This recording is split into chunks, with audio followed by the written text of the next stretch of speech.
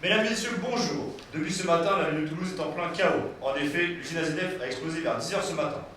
Le bilan des victimes et matériels n'est pas encore connu. Tout de suite, nous retrouvons le capitaine Lapoutre, coordinateur de l'intervention sur place, pour nous faire un point sur la situation. Bonjour. Effectivement, je suis sur le lieu de l'accident.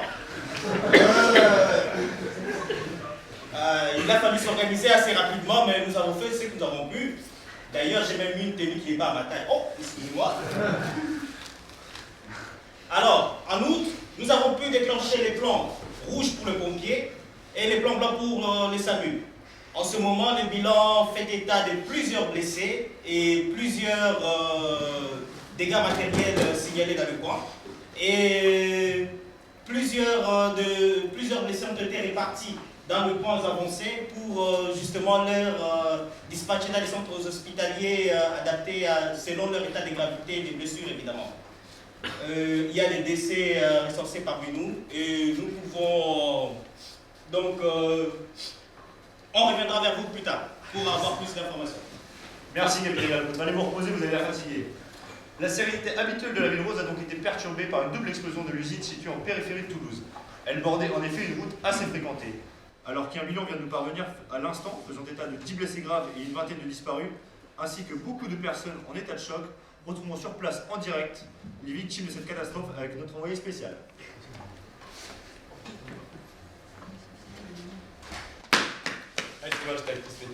Oui, bonjour. Oui, je vous reçois Mathieu, donc je suis en direct d'AZF. Donc voici une victime. Monsieur. Bonjour monsieur, qu'est-ce qui s'est passé? J'étais en train de travailler et l'instant d'après, je me suis réveillé au sol. Tout était dévasté autour de moi, je n'entendais plus rien à part un sifflement et c'est là que les pompiers sont arrivés à mon secours. D'accord. On pourrait faire une dédicace à tous mes gars de Sevran.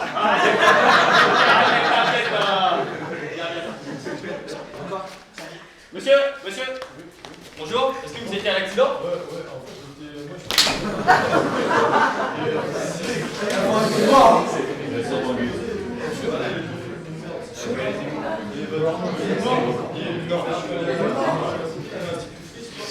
vous en foutez de ce que je dis ou... Ah, quand tu l'écoutes, Du coup, on est allé à l'école et tout, un peu plus sympa, c'était marre et voilà.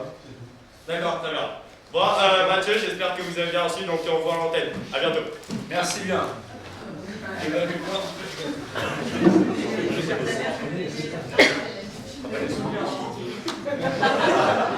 Faisons un programme sur les événements. À 10h17, une lourde détonation ainsi qu'une deuxième sont entendues par des témoins. 10 minutes après les premières détonations, les premiers pompiers arrivent sur place. Ainsi s'enchaîne l'arrivée du SAMU, avec le déclenchement du plan blanc. Les postes médicaux avancés, des hôpitaux réquisitionnés ainsi qu'un rapatriement est actuellement en cours.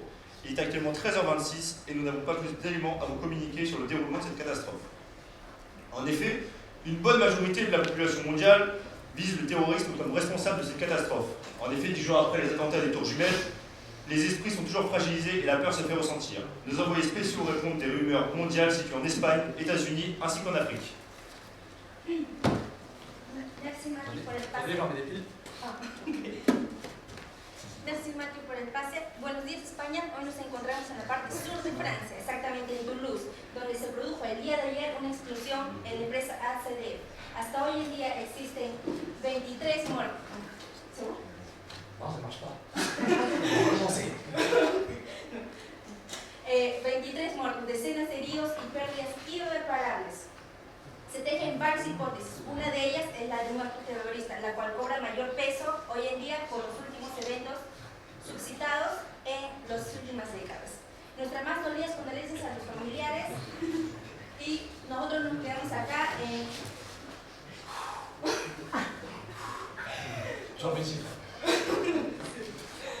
Nos quedamos acá para transmitirles todo.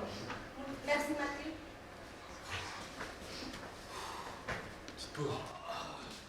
Décidément, moi j'étais à la plage et je dois encore revenir pour les infos en page spéciale. Bon, mbote na biso nyonso tozali na Tanzania tozali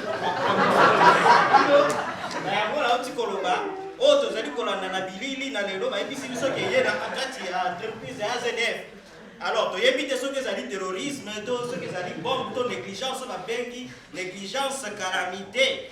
Bon, ils ont calamité, mais tu évité. Mais ce que vous ne savez pas, je vous ai traité des cons. Merci Mathieu, je passe la parole à...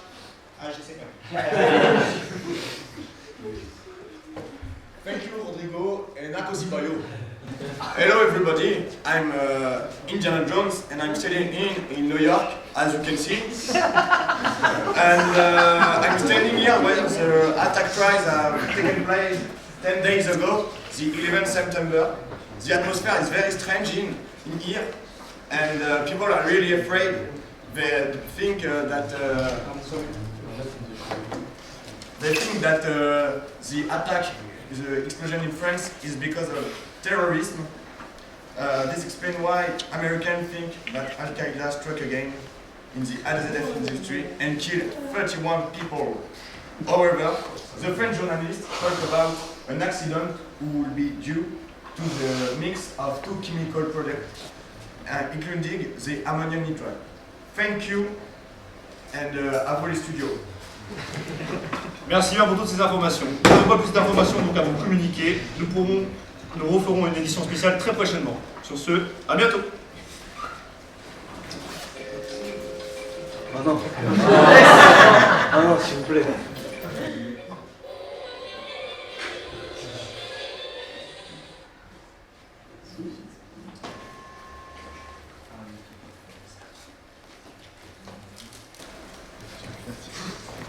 Ah, vous savez, moi, avec mon entreprise AZF, j'ai dû changer quoi? Des milliers de vitres. J'en avais marre. Et du coup, le chiffre d'affaires, il a explosé. Hein.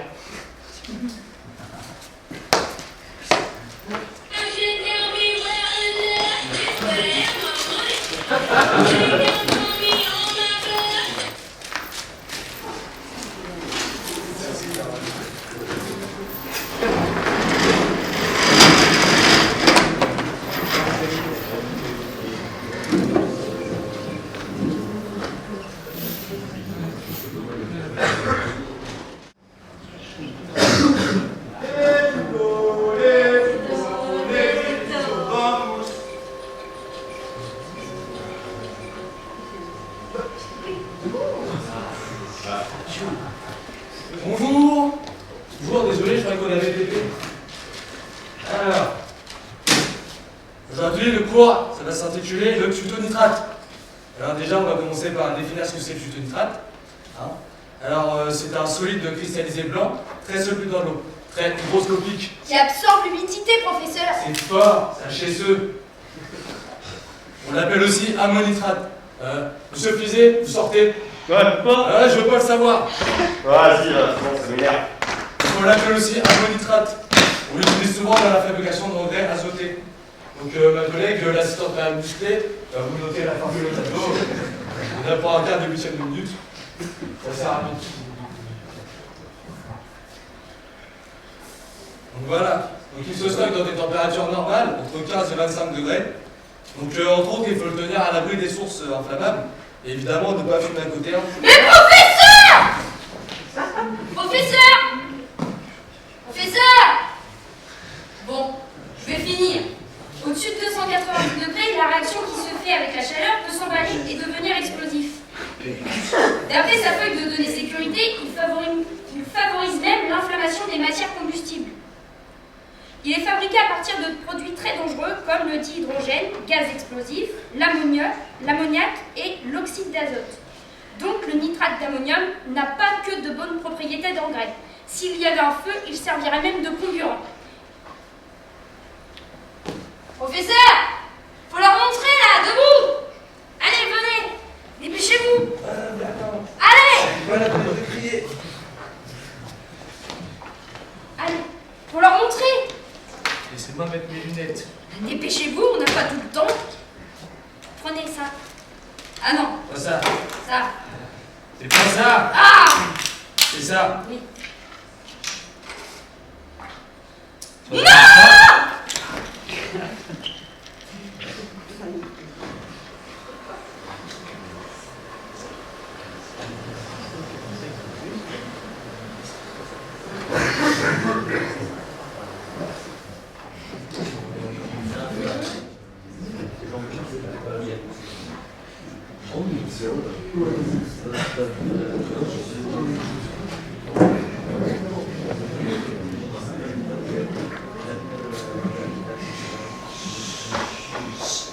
Nous voici au tribunal.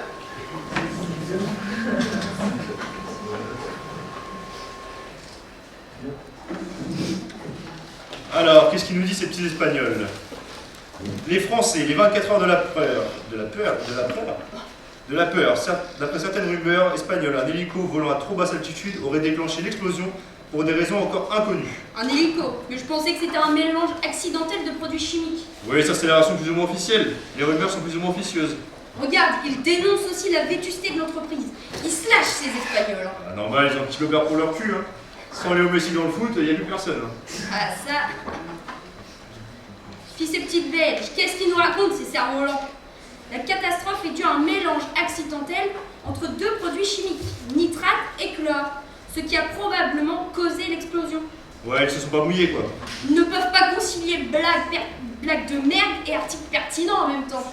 Tes CV, elles ont quand même leur qualité. Hein. Bah franchement, à part les frites, je vois pas trop. Tiens, en parlant de frites, les Anglais, alors les obèses. 10 jours après l'attentat des Tours Jumelles, la peur et l'inquiétude par rapport à un second attentat se fait sentir. Ils parlent que de ça, toujours aussi fragile, ces Américains. En même temps, avec la période qu'ils traversent, il faut pas s'étonner. Ouais, mais l'attentat n'a pas été vite écarté par des pistes probables. S'il me semble, mais chacun se croit juriste dans ces moments-là, tu sais. Bon, puis, il faut quoi là? À quelle heure le jugement il commence? Moi j'y vais.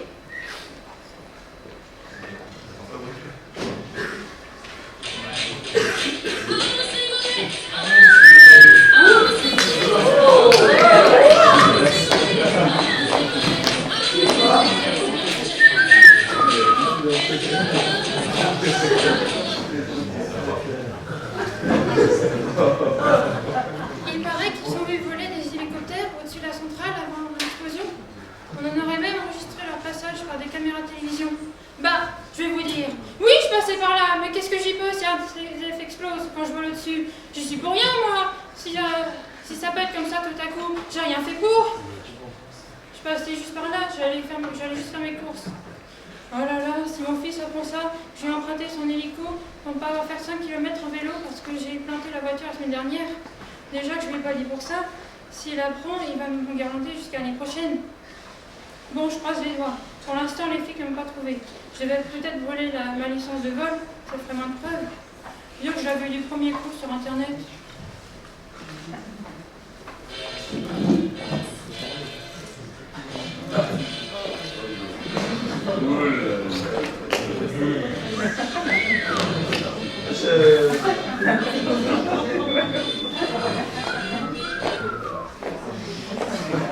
Ah, c'est rare ça.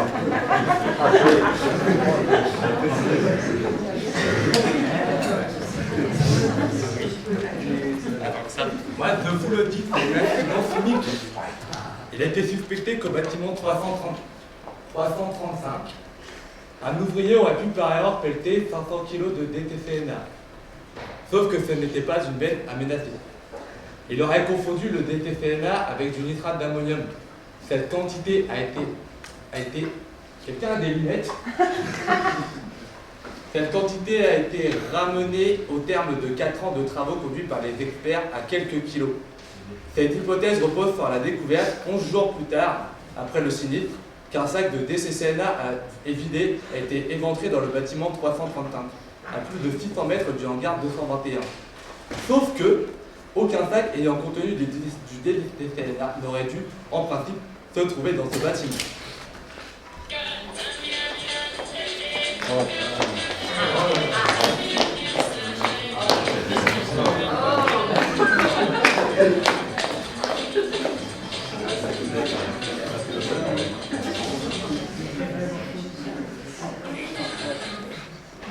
C'est la double explosion qui a occasionné la catastrophe industrielle. Une première explosion à proximité du hangar 221 aurait provoqué en agissant sur les réseaux électriques un phénomène impulsionné connu comme élévation du potentiel de terre. La deuxième explosion, celle du hangar 221, indépendante de la première, serait intervenue 10 secondes plus tard. La deuxième explosion aurait été précédée, selon plusieurs témoins, par l'observation et l'audition d'un ou plusieurs projectiles venant du coteau du Pêche David, voisin de l'usine. Des personnes travaillant sur le site d'ACDF décrivent avoir subi des désélectrisations entre ces deux explosions, alors qu'ils n'étaient au contact que du matériel relié à la terre. Les conditions de ce mode d'électrisation faisant l'objet d'études récentes menées par des scientifiques.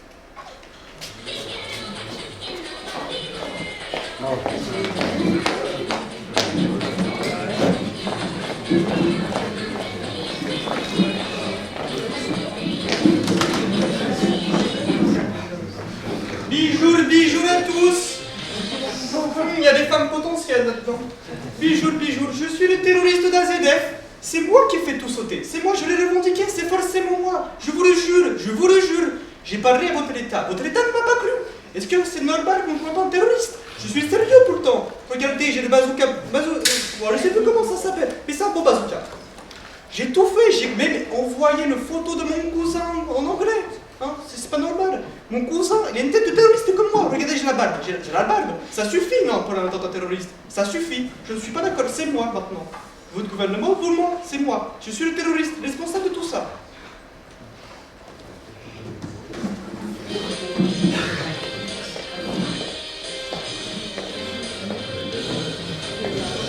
Un poil.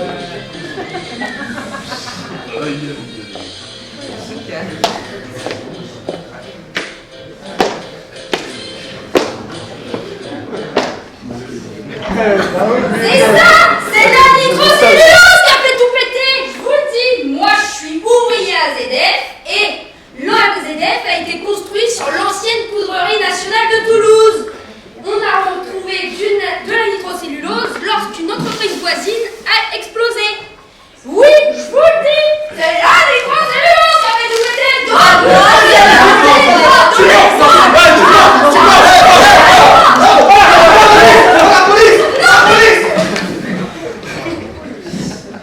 Sur ta chaise, voilà.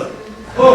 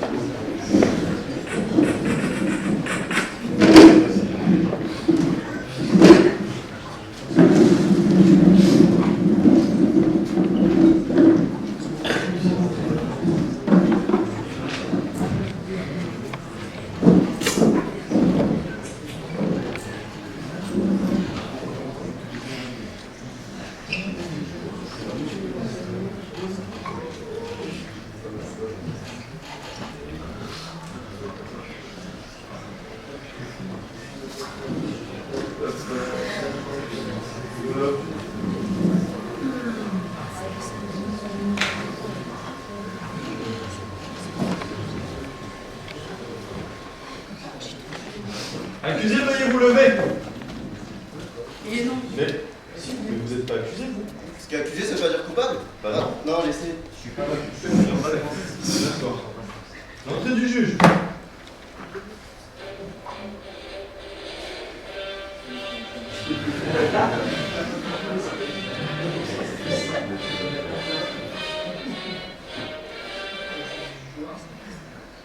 La parole est vous au juge. asseoir.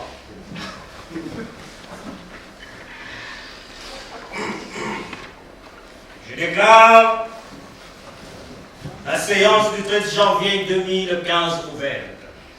Cour de cassation, chambre criminelle de Paris. Nous allons commencer cette séance par appeler sur le procédure, appelons-le, depuis 2009. Nous avons donc deux parties poursuivies pour homicide et blessures involontaires. Monsieur Serge Bichelin, directeur de la FIDEL, et la société Grande Paroisse. Le premier procès ayant eu lieu entre le 23 février et le 30 juin 2009. Sur ce procès, le tribunal correctionnel de Toulouse les a relaxés au bénéfice du doute, faute de preuves matérielles. N'importe quoi. Ah ben, j'en suis pour rien. Le juge a été payé. C'est même pas vrai.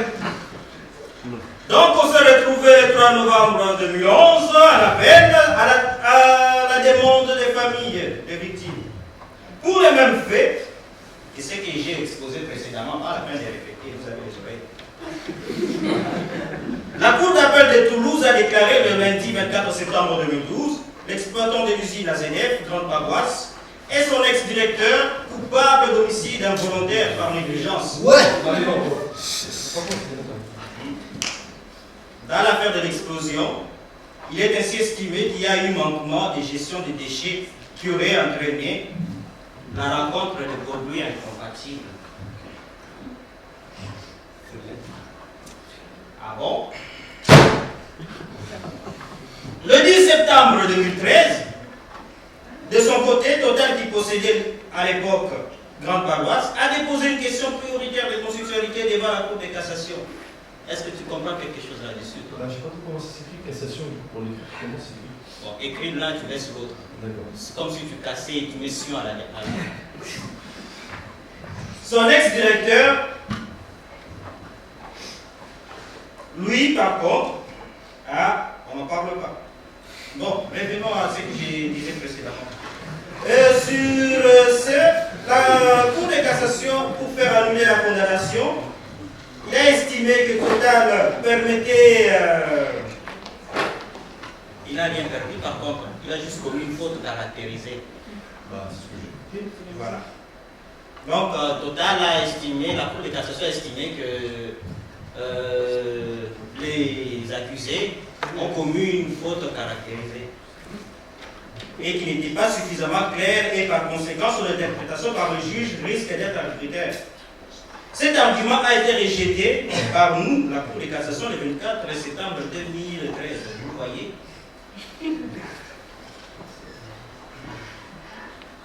Nous avons estimé que cette demande n'était pas sérieuse. La loi datée du juillet 2000 a souvent été appliquée et respect de droit de la défense. Le 24 janvier 2013, la Cour administrative d'appel de Bordeaux condamne l'État à indemniser pour faute dans la police des installations classées. Qu'est-ce que l'État a à voir là-dedans? Ce n'est pas sa faute si tout a pété.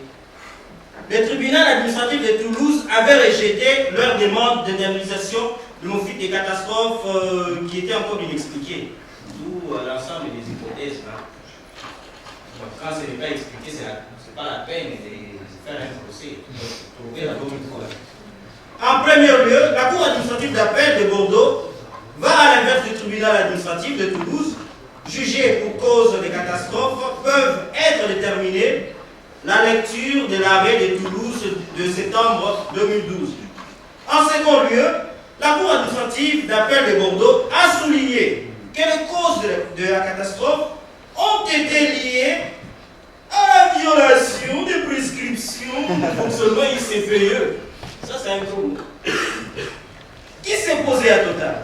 Or, ces manquements n'ont pas été détectés ou la visibilité des services de contrôle de l'État ne sont pas sanctionnés. La responsabilité de l'État est donc engagée. Donc, j'ai écrit ce que j'ai dit avant. Hein. Excusez-moi, je suis un homme failli. Le 17 décembre 2014, l'affaire est jugée par le Conseil d'État. Il a lu la décision de la Cour d'appel de Bordeaux en estimant que l'État n'est pas fautif. Oh, j'avais raison. Le bâtiment 221 qui a explosé avait donc été considéré comme dangereux car Total, dans son étude des dangers, avait écarté le risque d'explosion. Donc, l'État n'aurait pas à indemniser les victimes. Donc ça c'est clair. Nous allons écouter l'avocat de la défense en premier. Je vous laisse la parole.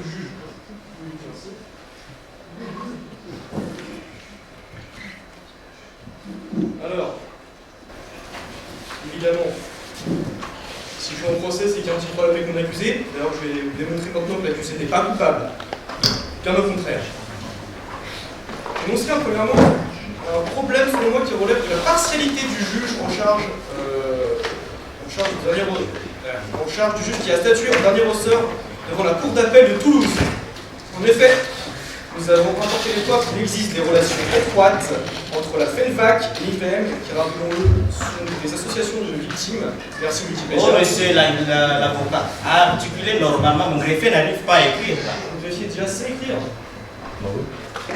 C'est pas vous qui l'avez embauché quand même. Ouais, je confirme. Articulez normalement, on vous écoute. L'un des deux étant partie civile et l'autre ayant pour vice-président le juge en charge de l'affaire. Je montrerai en second lieu qu'aucune preuve de violation de règles de prudence ou de sécurité n'ont été prononcées. Or, la Cour d'appel a prononcé cette condamnation en se référant seulement à des fautes de maladresse, d'imprudence, d'inattention ou de négligence constitutives des délits d'homicide et des blessures involontaires, ce qui était insuffisant pour caractériser l'infraction en cause. Il aurait dû démontrer le manquement à l'obligation particulière prévue par la loi, où le règlement est donc identifié au texte violé. J'ai compris.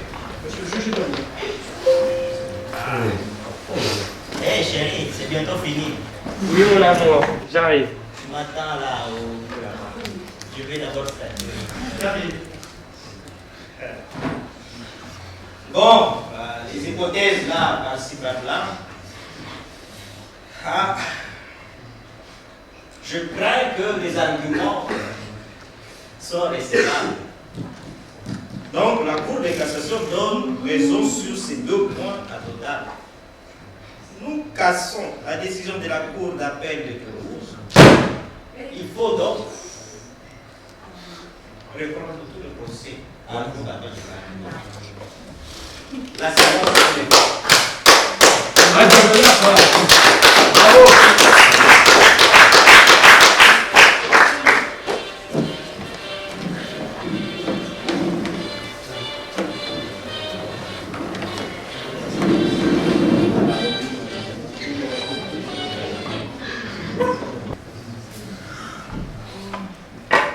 Suite à l'explosion, l'usine AZF a été complètement dévastée.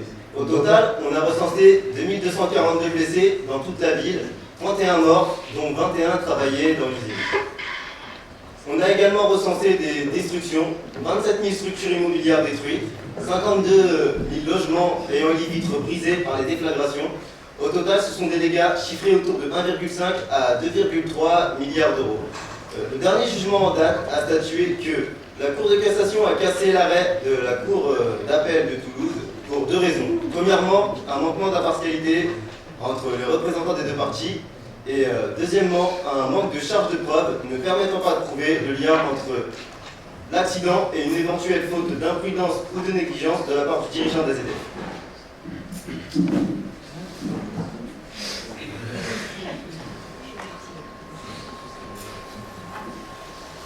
Allô collègue? Tu fais quoi ce soir? Bah rien, t'as qu'à passer à 1h intelligente. Bah, pas de soucis, mets le jaune je prends le jaune et mets les glaçons au frère. Ça, collègue. Eh, tu as vu le match de foot hier? Pour les couleurs à ouais. Bah, tu m'étonnes. Une chèvre avec un maillot de foot, ça fait pas un football. Hein. Bon, passe-moi un peu de ça quand même, ça fait le pastis. En fait, ça fait 15 ans que AZF a explosé, tu te rappelles ou pas quand on y était là? Oh oui, déjà 15 ans, le temps passe vite. Hein. Est-ce que tu sais s'il y a de nouvelles choses sur le site?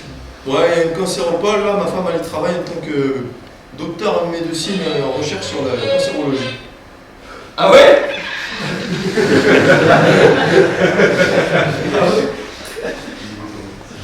Ouais, bah si tu veux, on ira un jour, il y a même un mémorial pour commémorer les victimes. Ah ouais, bah je suis chaud là! Ah bah parfait.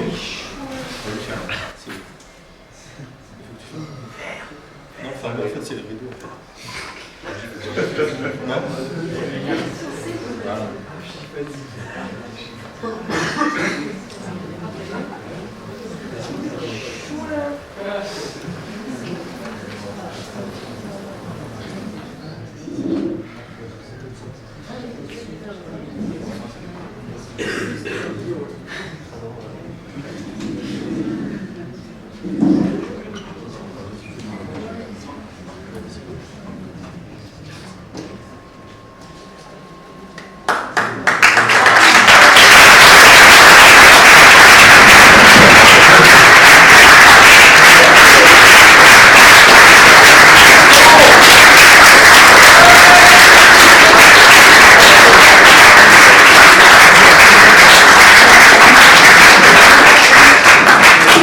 Juste faire un petit mot, je voulais faire qu'on fasse un peu un applaudissement pour Marie, parce qu'elle a vraiment sa civilité, elle a réussi à bien parler dans tout le monde.